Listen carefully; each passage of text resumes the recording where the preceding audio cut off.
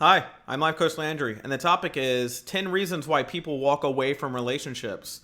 I got an email from a user here who says, "Hey coach, been watching a lot of your videos lately. I feel like I'm pretty caught up on the way you explain things." That's good. But what I want to know is, I have an ex who recently contacted me after a breakup.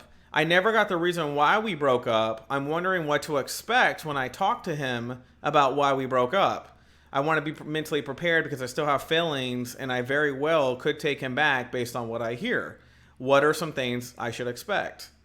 Also, I'm from Baton Rouge. My name's Elizabeth. If you give me a shout out. Well, Elizabeth from Baton Rouge, I'm going to give you the 10 reasons why that happened. She also asked, when are you coming to New Orleans? I heard it in one of your last videos. I'm actually going in October. I'm waiting for it to cool off a little bit. I was going on my birthday. It delayed a couple of weeks, but I'm coming. So I'm going to give you 10 reasons here. Okay, the number one reason, and this one should be pretty obvious to most people, affairs.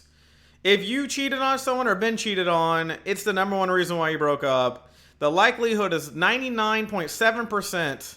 Studies show out of all couples asked, including couples who got back together and broke up again, once you've been cheated on and you get back together, there was always a mistrust from then on out. Okay, and I'm talking if you were in a serious relationship that lasted a couple years and a physical affair happened. Not if you were dating and they were seeing somebody else or anything like that. I'm talking like you lived with them and they physically and intimately were with somebody else and now they're coming back promising you the world. Affairs are the number one reason why people walk away. Number two is boredom.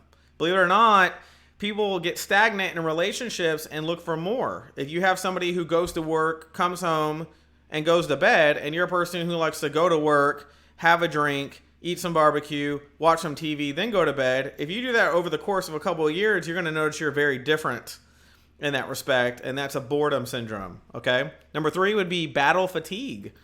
Continuing and constant disputes, and this is very typical for people who were together and broke up and are now trying to get back together. So if you were with someone for a long time and you were together, then you know that things look better from rose-colored glasses. So if an ex comes back in your life and you're thinking, oh, this is going to be great now, it actually probably won't. In fact, studies show that most couples who are together for a long time and then try to get back together fail because of the rose-colored glasses. Half the time you break up with somebody, what they're going to tell you is, if you were together a long time, they're going to come back and say, I want to marry you, all this stuff like that. Especially men typically do this when they're desperate. Once they're back with you, it's been about 6 months and you're back together, those patterns all set back in, it all starts over again and all sets in, which leads me to number four. One too many crises have happened. Okay, number four. No matter how many good qualities exist within a relationship, if too many things happen that were left unresolved, or they happened, you left it, you were engaged and it never happened, they call that a battle scar. If you get engaged for a long period of time and then you never actually got married, that's called a battle scar. That's a crisis, right? It's something that sits with you forever that happened to your relationship. Okay, so financial losses. Some couples have multiple challenges. Some couples go through cheating scandals, all these kind of things. The relationships that last are usually ones that just have arguments between each other and nothing else gets included. The ones that fail are when the person steps outside the relationship to solve something inside it. And that typically is men. Okay, number five, challenging dreams and goals. Okay, if you don't have the same goals, you're not going to have the same future. Now, what's important when I say that is that remember that you're always going to be growing and someone has to be able to grow with you. If someone has an idea about your future and they want to be with you and they do things a certain way and you don't see that as your way, it's not going to work out. In other words, this is typical for couples who try to get back together after being broken up for a year or two, who try to come back to each other because there's no one else going on in their life, or they had an emptiness, lonely spot, so they turn to somebody. This is why typically you'll see one person eventually pull back out of that relationship again for the same thing, right? Changing dreams and goals. Things have changed. Number six, disappointments and disillusionments. When people are first in love, they believe in and fully support each other's dreams, possibilities, all these kind of things. But more commonly, one or both partners will eventually face behaviors that the others become hard to deal with, okay?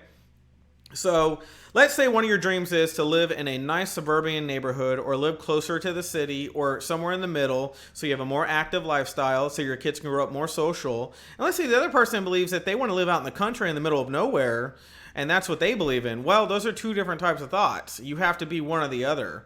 If you want to live in the country and be out in the middle of nowhere, well, raising children, unless you're going to homeschool them and things like that, they're going to be socially a little more inept. And you might think, oh, well, nature's good for them. Well, it can be. Typically, people who live out in the country don't have the same kind of goals as somebody who wants to live closer to society. Okay? Number 7, needing aloneness. Okay? Though this is not as common as a reason why, there are times when people make initial commitments with all their hearts, but in the end, they really need to be alone for a longer period of time. And they just didn't realize it. Okay? Running from maturity. Though this section is not meant to embarrass or humiliate anybody, but there are people who are willingly and intentionally going to commit unmature acts in a relationship knowingly. And those type of people are liabilities to love, okay? Those type of people are only looking for the safest route they can find. And in other words, they usually will end up back with an ex, or they'll attempt to get back with an ex. Remember, like I say in my videos, going back to an ex after an extended period of time is almost always going to fail in the long term. Rose-colored glasses. So maturity would be if you're in a new relationship and you're having to step up. And to Elizabeth's point, the writer who wrote in, I would say to your point, the fact that he left you, he's probably been gone for, it looks like on your thing, you said almost a year. Y'all have kept small contact, but he's done that to keep you at bay while he's tried it out with other women and it's failed, and now he wants to come back to you. And what you need to realize about that, when men come at you desperately, it usually is not just because they're hurting, it's because they have failed to attain other women because other women have seen the flaws that you probably saw that made you okay with the breakup, okay? So running from maturity. Number 9, wanting more.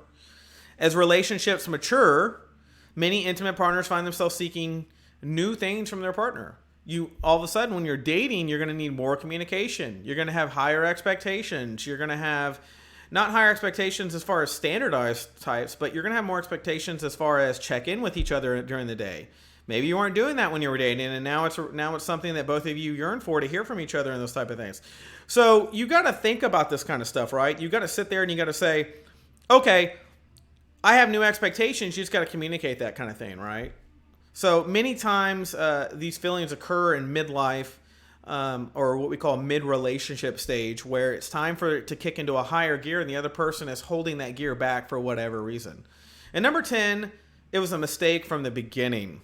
Okay? And this can apply to different categories. I'm going to tell you those categories. Sadly, many partners who leave relationships tell me that looking back, they knew the relationship was a mistake from the beginning. And typically the people who have told me that, and studies show, are people who go back with exes, right? So what usually happens is you meet someone new, it's going really well, they give you a scare, so you run back to a past relationship for safety because that was your safe zone, even though you know it's not going to work anymore. And then what happens is you really still want to be with the new person, but you're scared, so the old person gets a chance at you. And then about 6 or 7 months of realizing with them, you start going, wait, I'm seeing a lot of the things that made me leave them in the first place, and a lot of things they're promising me now to make up for why we broke up in the past are bullshit.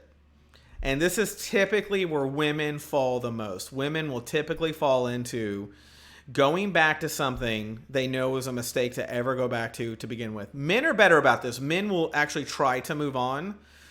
But when good men that lots of women want an opportunity with, don't go back and beg women to be back with them. They tell them how they feel. They acknowledge that they've done something different, like try to go back to an ex. And they accept that. And they basically put it in the woman's court if she wants to return to explain herself and ask for him back, not the other way around. Okay? You're taught a lot of the times that men should be begging for women and whatnot. Men who typically beg for women and try to trash their other partners in order to get them back are narcissists. And I'm going to do a video on 3 ways to spot a narcissist in one of my next videos. Okay. But I want to add, I always ask those who felt they had an end, an ongoing relationship, why did they not tell their partners that they were feeling it before it was too late? And typically the reason it is because they actually wanted to still be with them. They just didn't know how to articulate the argument or the problem that was going on, so it ultimately led to an end because the other person recognized it. I want to add something here that will ultimately go with a mistake from the beginning, or wanting more. Is I would add number 11, a bonus one would be they left you because you didn't communicate. Now, studies show more and more communication is becoming more important to couples as we evolve as a species. Okay, communication's what got us ahead in this world and got us amongst other things. So it's only going to make sense that we want more of that as we move forward in our life. Now, if you're with someone and you love them and you've made a mistake or you moved on to somebody else or whatnot and you want to be back with them, the best thing you can do is communicate that in a loving and loyal and 100% you're going to stand behind a commitment. Anything short of that. So Elizabeth, if he's going to call you back, if he does my advice to you is if he does I'll do everything, I'll marry you, I'll put a ring on your finger, you can move in tomorrow. If he does that scenario, walk away. Because I guarantee that is desperation talking, that is hurt talking, and that's he's failed with other women, he wants you back. If he says something like, I love you, if it doesn't work out with the other guy, know that I always love you, and, or whoever else you're talking to, I only want the best for you. If that's going to make you happy, then I understand that. But if you're not happy and you're just not sure, then I would love to talk to you more about our relationship. Now, a guy who has his shit together, who's mature, who actually can make a future for you and be a proper father to future children, that's exactly how he should be talking. A man who needs to trash you and put you down and put down the other men you're talking to, or make it sound like if you don't get with him, you're making the biggest mistake in your life like that. Those are narcissistic behaviors. Don't fall for that, okay? So I hope this information was helpful to you. You can donate to me on the link below to support my work, which is free for all of you. And I want to thank all the people who have done so. I've got a ton of donations, and it's been extremely helpful. It gives me time to do research and spend time on helping you guys personally and giving you free information. And if you want to book a life coaching session with me, you can click on the email below and write to me and make some comments below if you guys want to see some specific subjects that you're looking for to be talking about that I haven't covered, okay? And I will talk to you soon.